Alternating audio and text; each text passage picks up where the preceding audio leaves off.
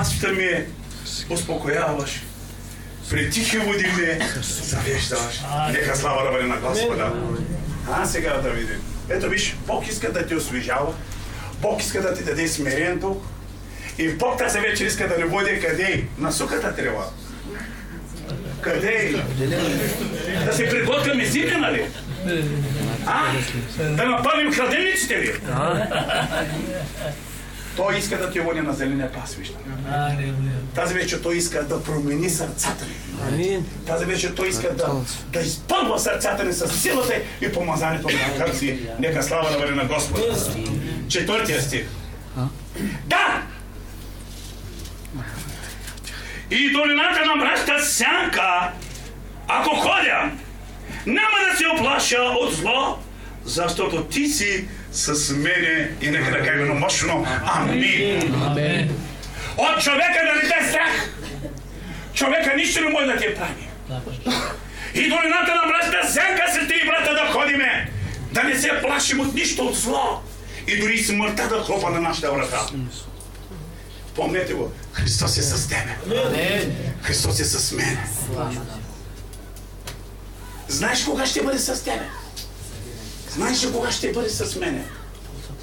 Псалом 50, 15. Не дей да ме призовеш в ден на напас. Слава да бъде на Господа.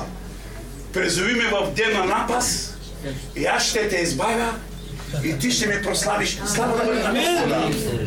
Ако ние не го призоваваме, той как ще се преслави?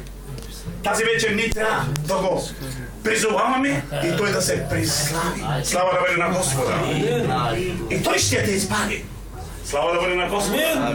И Бог да нам благослови. Чудесен Бог имаме. Нека да ръкопляскаме на Господа. Алелуя. Чудесен Бог имаме. Нали така? Алелуя. Как става това избавление?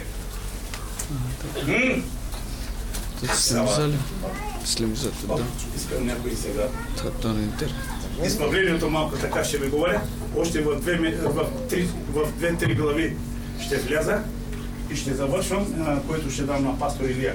Амен. Моли се, пасторе. Не седни така. Призови ме в ден на напас, каза Бог. Викай към Твоя Бог. Господи, благослови моя брат си да съм там. Защото Ти си спасителят. Ти си Господи каналът. На Тебе ще уповаваме. Призоваваме Те в този час, Господи. Знаем ли, Господи Боже, вън от Тебе за нас няма никой добро. Амин. Амин. Ето виж, призови ме. Той призова Господното име. Стои така. Алелуя. Алелуя.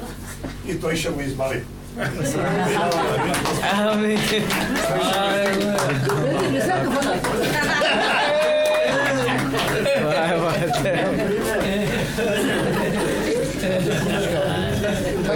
Призови ме в ден на напас и аз ще те избавя, ти ще ме представиш. Нека Бог да нам благослови. Духът е чудесен. Духът побеждава.